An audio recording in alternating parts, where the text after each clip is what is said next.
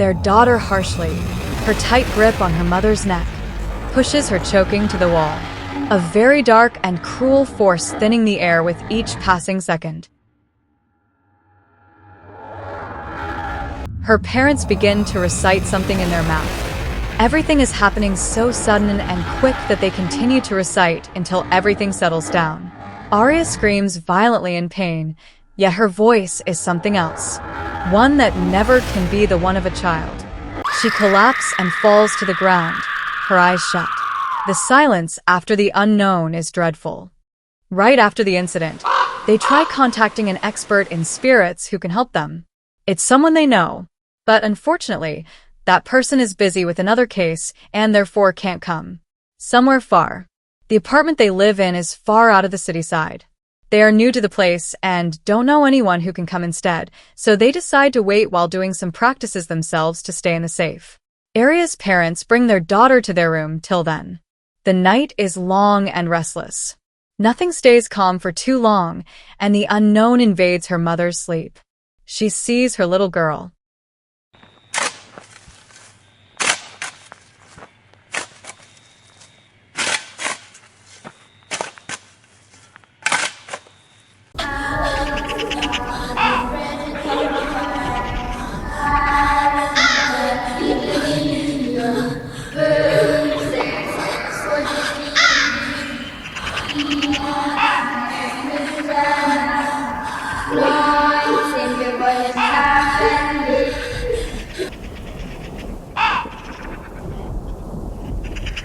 Your screams will drown out the silence of my eternal sleep.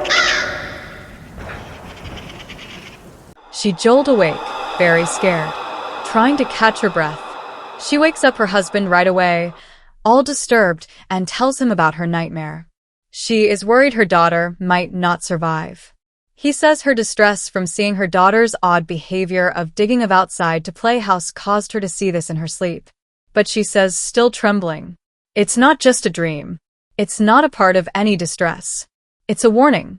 I'm telling you our daughter was buried alive, and I heard a voice saying that her screams will end the silence of their eternal sleep.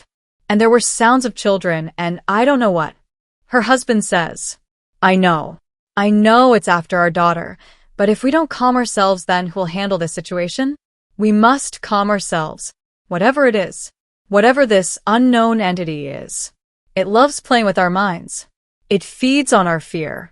Don't get caught in the trap they set. I'll get you some water, he says. She says, no, I'm fine. The night watches its prey until morning comes. As he stands in the silent kitchen of the night, the lamp begins to flicker. Faster and faster. But he calms himself and does his work. Then, it completely shuts off.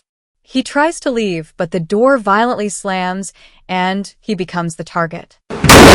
Yet he is still trying to remain calm, even though an escape seems far. Whoever you are, I do not fear you. Stop playing mind games with me, he says.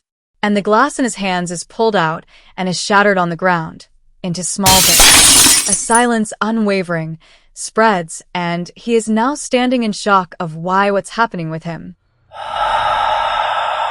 He runs towards the door, opens it, then leaves. But right as he thinks he's out, he hears his daughter calling. And because of what happened to her earlier, he follows, in case nothing happens. She stands still, in front of him. What's wrong? What are you doing out here? Where is Mommy? He says. But she turns and leaves into the dark shades of the hallway. He decides to go back to the room, but as soon as he walks upstairs, the doorbell rings. He stops midway and walks back down thinking who it could be at this late hour. He asks loud, "Who is it?" But no answer comes and only the echo of his voice comes back to him. And he walks up again. But the doorbell rings again. But this time, he ignores and keeps going, but then the sound of someone banging hard on the door comes. He angrily opens the door saying, "Who is it?" But no one's there. A heavy pressure takes over, as if there is something there that can only be felt but not seen. The thought that his wife and daughter are alone in the room crosses his mind. And as he hurries up, a voice reaches his ear. A voice that sounds just like her daughter's.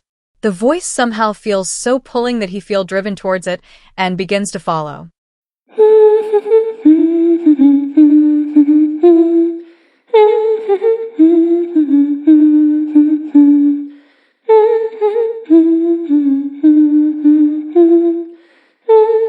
As he walks, he sees the same porcelain hollow-eyed doll sitting there in the center. A black shadow passes over it. In an instant, he sees it as his chance to throw out the doll, but right as he holds it, he feels a heavy pressure from behind him as if something is watching him. His breath trembles as he tries to look behind, but no one's there. Still, the uneasiness weighs heavy.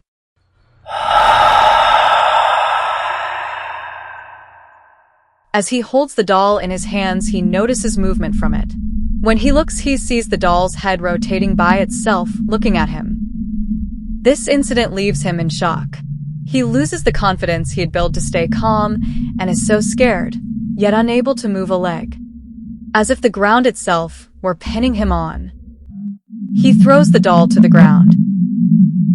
But right at that moment, long pitch black hair surrounds him and slams him down, choking.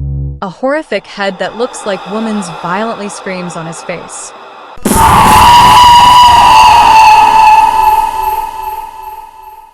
No. No. Let go of me. Let go. He wakes up shocked, out of breath, his body tremendously trembling, trying to untangle reality from dream, so lost and speechless. When he looks his side, his daughter is sitting awake looking at him. My daughter is awake. How are you feeling? She keeps looking. He notices the doll in her hands and asks, "Where did you find the doll?" Hesitantly. "I didn't find her. She found me. She was lonely sleeping alone." "You were sleeping. So you didn't notice," she says. She smiles looking at the doll. Her smile holds a lingering eeriness. He is still in shock of what he saw. Meanwhile, in the kitchen, Arya's mother is sitting beside her talking to her, serving her breakfast, and trying to find some clues. But Arya stays silent and lost in her own world. When her mother caresses her cheek, she pulls away and says with an upset voice, "Don't touch me. You don't love my friend little Arya. Love her too." Her mother is taken aback. She's scared. She brings her trembling hand to the doll and caresses her a bit, looking at her little girl. Arya smiles. Then, she suddenly tells her to hold the doll and brings it toward her mother. But she tells her to stop and put it away. She gets an ominous feeling from it. While talking to his daughter, he hears his wife talking to a child in the kitchen. So, out of curiosity, he takes his daughter and goes to to check. The sight before him leaves him out of words. When he steps out of the room, he sees her talking to a girl that looks exactly like Arya. He walks in and asks, "What's going on?" She's unable to speak, as if she was being choked, as if the lump in her throat were taking her voice. She hesitantly looks to her side, and the girl supposed to be Arya is now a crackly, deep black hollow-eyed doll in her frame. Her husband, frozen where he stands, takes a look to his side. That same description is standing right beside him as well. And a thought so sharp blurs in their mind. Where is our Arya? And Who is this?